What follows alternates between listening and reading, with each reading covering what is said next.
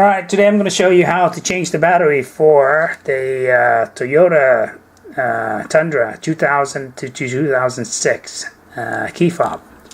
Okay, this is how you do it. You need a dime or something small to fit into this little groove right here. See that?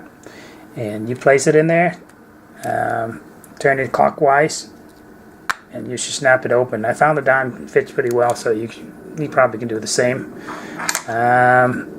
Once you got that open, you should snap that open. See, there's the battery. It takes CR2016. So that's the CR2016. And you need something small and pointy.